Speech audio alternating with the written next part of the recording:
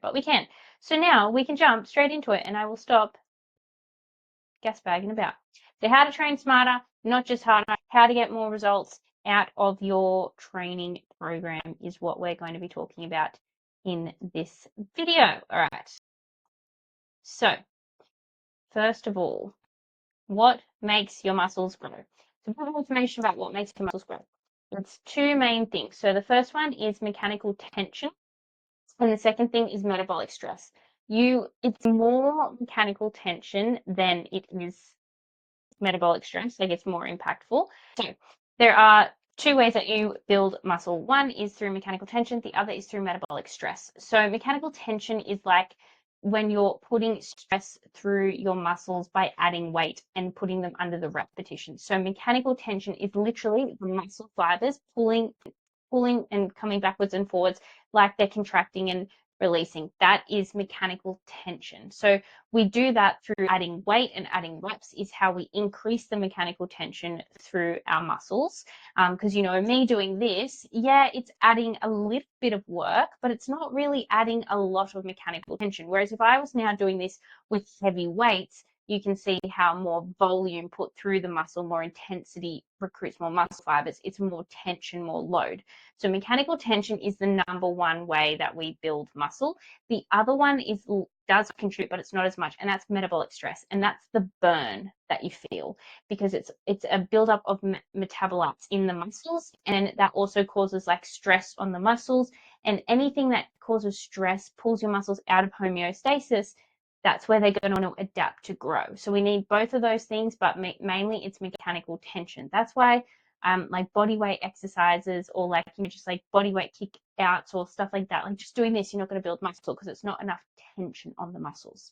So how do we grow muscle? Progressive overload, adding repetitions, adding weight, adding intensity over time, going through the full range of motion. So we're actually stretching the muscle and utilizing the muscle through the full range of motion.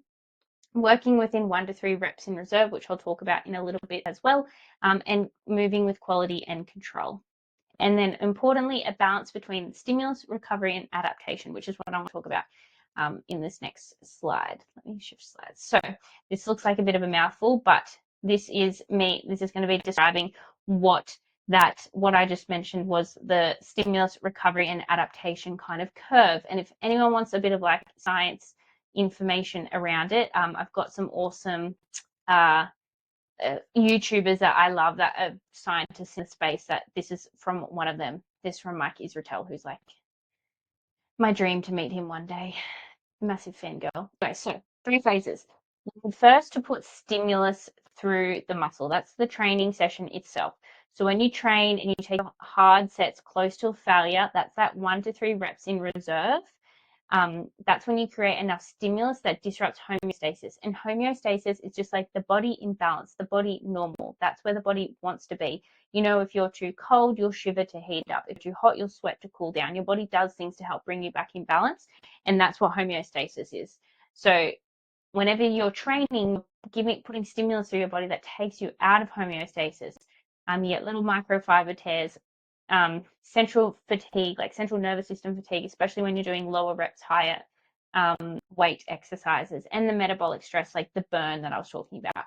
So once you've done all of that, that's when the recovery, that's when the adaptation will occur. So we need that stimulus first. It needs to be sufficient. So if it's too easy, me doing this 15 times is not hard enough. It's not going to stimulate any growth. If it's too brutal and you're too sore and too fatigued, it's going to take you way too long to recover.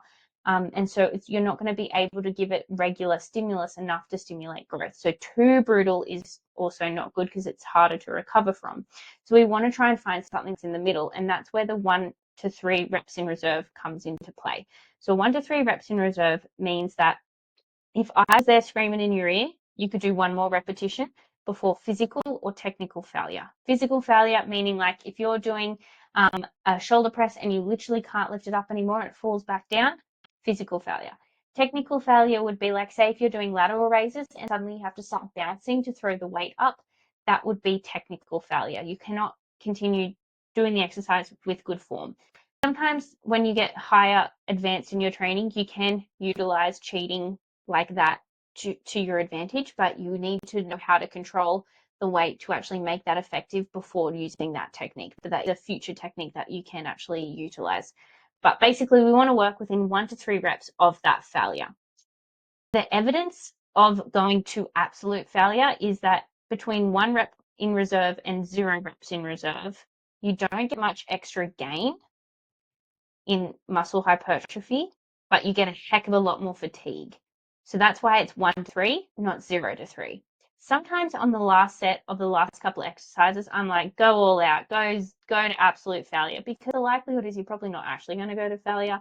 It's very hard to take your body literally to 0 reps in reserve, like actually. Our brain kind of fights back on us. So, last set of leg press, go all out, you fail at the end of it, whatever, it doesn't matter, it's safe to fail on a leg press, like, something like that's fine.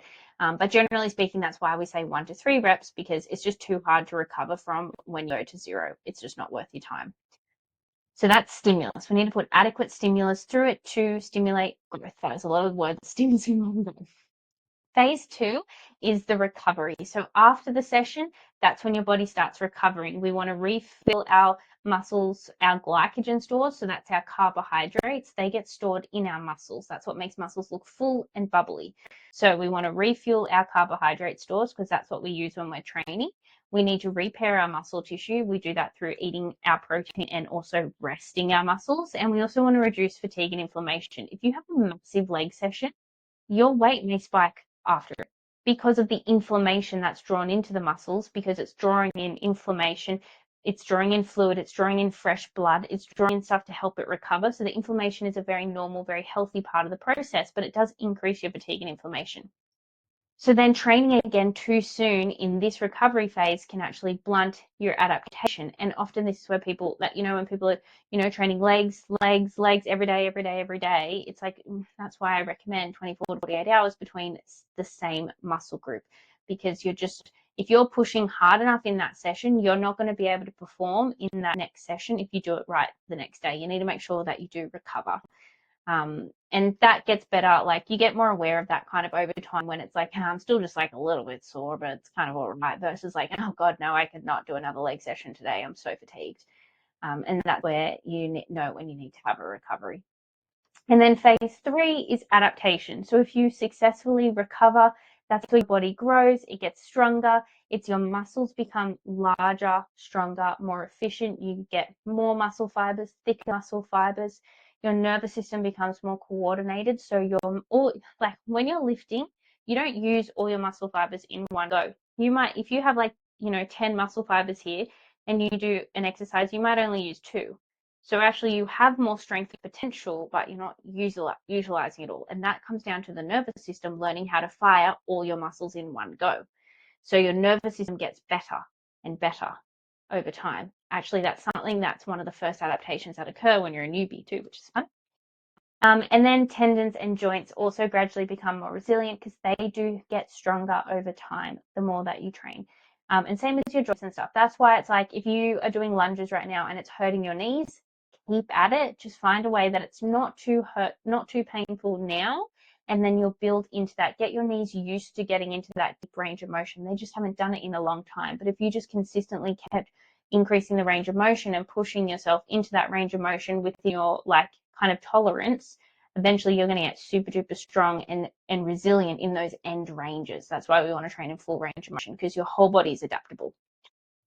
So yeah, we don't want to train too early. We don't want to train too late or inconsistently. And generally that's kind of how I've set your programs up. Like, most muscle groups should get hit close to twice a week is pretty much the target. So timing matters. When to train again. Too soon, you're not recovered, you're not going to get gains, risk of overtraining. Sometimes you can utilize it if you're going to push and then you have an extended rest break, and it's kind of called overreaching. So there are strategies that you can put in place if you need to overtrain a little bit cheekily, but it's not ideal. And too late, you adapt, but then you don't utilize that new strength, so then you lose that kind of potential. So we've got to find the right kind of pace, and that's generally how I've done all of your programs anyways. But this also varies by muscle group size, intensity of the session, your individual recovery. Like, if you do a brutal leg session, you might need a couple more days. Whereas, shoulders, you might be able to come back 48 hours later. You might be more accustomed to it. Like I'm pretty used to training like 3 leg days a week because I've just always done that. Some people can only, sorry, John. John can barely do 2 leg sessions a week. His legs can't handle the recovery, for example. I was like, please hope you can't hear me bagging him out. So think of training like planting a seed. You can't dig it up the next day and expect results. You need water, which is your nutrition, sunlight, which is rest, and time, which is recovery. And then if you ignore it for too long, it dies. So training works the same way. If that's an analogy, that might help. Some other quick principles that I just want to cover. So what hard actually means, I just talked about that, the 1 to 3 reps in reserve. Tools to gauge reps in reserve, the best one to do is film your sets. If you film your set in your last like 2 sets, you can notably see you're a lot slower. Like if you're doing a leg press and it looks like this, like, well, it probably doesn't look too fast like that because we're all doing it under control. But if you're doing a leg press and like, your last 2 reps, instead of it being like push like that, it's like, ooh, like this, you can be pretty confident you're getting very close to failure because your reps are going to slow down because you got to slog it out and push it out. So watching your videos back can be a really helpful way to see, like look at it and be like, did I have another one? I was like, I reckon I had another one. And then just like kind of reflecting back and keeping track of it as well. Full range of motion versus partials. So generally speaking, full range of motion always, but some exercises you can but you can benefit from doing the end stretched position to get even more bang for your buck. So in a leg, I'm going to talk about this in just a tick. Actually, I'm going to cover a couple of exercises. But for example, when you're doing a leg extension, if you're failing and you cannot get your legs all the way up, if you just do like half reps in this bottom position here, like, oh, that is epic because your quads are on stretch and you're working them in that stretched position. That is like magic for extra bang for your buck hypertrophy. Calves in their bottom range. That's why always in notes I'm saying focus on the stretch position in your calf raises. So if you can't come all the way up, just doing that bottom half, you're still going to get really, really effective muscle hypertrophy. So as much as I can, I try and emphasize doing partial reps in that stretched position. Another thing just to think about is like, just because you can squat, like say if you can squat ass to grass and you can go all the way down, if you cannot control it, you shouldn't be doing it. So just because you can go all the way down, just because you are super duper flexible and you can do a Romanian deadlift and get the barbell to touch the ground doesn't necessarily mean you should, because sometimes it just turns into passive stretching and you're not actually using the muscle through the full range of motion. So we want to make sure that we're active in the bottom of the squat, we're active in the RDL, and we're still engaging the muscles we want to be doing, and we're not just doing the full range of motion for the sake of it. So that is another thing just to keep in mind. Quality over ego lifting, not chasing weight, but chasing stimulus. I could definitely take myself to failure on an empty leg press with tempo and pausing and, stuff like that. So it's not always about the weight, even though I always go on about increase the weight. But if you're not focusing on the quality, then it's just a waste of time as well. So execution before progression and a checklist to evaluate your program. So are you getting stronger in your key lifts, or is your technique improving? Are you recovering between sessions? Is my physique changing? Like, are you seeing or feeling that you're growing muscle and you're getting stronger? Strength benchmarks, measurements, progress pics, stuff like that. Like, if you're not seeing these sort of things moving in the right direction, then maybe the execution of the training program needs to be a little bit more like dialed in on. So I just wanted to cover like a few key exercises. Now I just realized that I'm sharing my tab, so I'm going to have to change that in a sec to show you a few different exercises. So I'll just get those up. What I'll do, I'm going to share this slideshow afterwards as well when I share the Loom video recording. So all of these are links to extra exercise videos that you can have a look at. But I'm just going to cover like a few little tips and tricks now, and then you've got these videos that you can have a look at later. Otherwise, we'll be here for like 5 hours because I will deep dive too much. So a couple of key things with your lateral raises. I have noted a few little errors here and there with some people. So We want to make sure we're leading with our pinky, not our thumb. If we're leading with our thumb, the rule of thumb when you're leading with your thumb is you will use more of your front delt, and when you lead with your pinky, you're going to kind of lead more with your side delt. A way that I want you to think about it is like, where is the muscle and the line of pull? So when we're talking about our rear delts, like our line of pull is, here, right? And so when we have our thumb up, our muscle's now back here, and the line of pull is more here. When we have our pinky up, the line of pull is now more in that middle delt, sorry. So that is why we lead with our pinky up.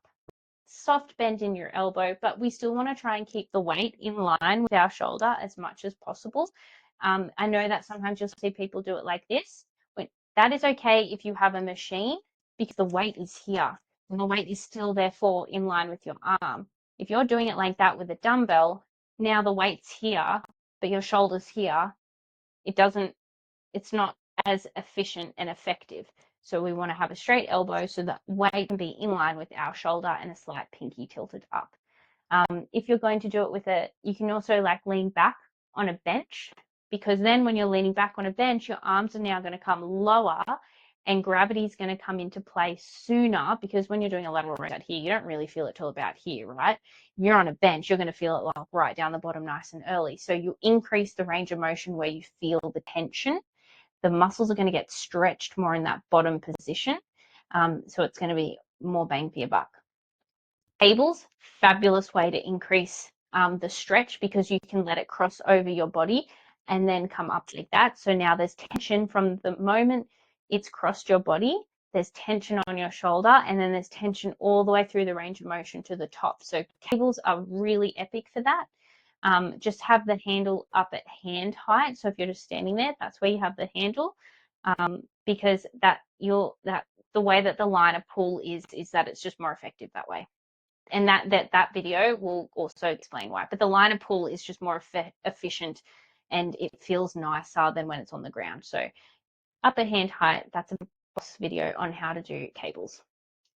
Shoulder press, the main change is if you just bring your elbows in slightly and come down, you want to almost get the dumbbells, if you can, to touch your shoulders before pressing back up. And this counts for all pressing movements. Bring your elbows in just a tiny little bit, makes your shoulders a little bit happier, and brace through your feet. Lat pull down, the main thing that I want everyone to like focus in on is when you're coming to the top position, I want you to let your shoulder blades stretch up before pulling down.